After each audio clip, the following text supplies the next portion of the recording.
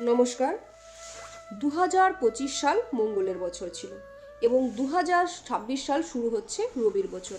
যে সকল জাতক জাতিকাদের মূলাঙ্ক সংখ্যা 9 এবং 2026 সাল রবির বছর, সেই সব জাতক জাতিকাদের জীবনে কেমন প্রভাব ফেলবে।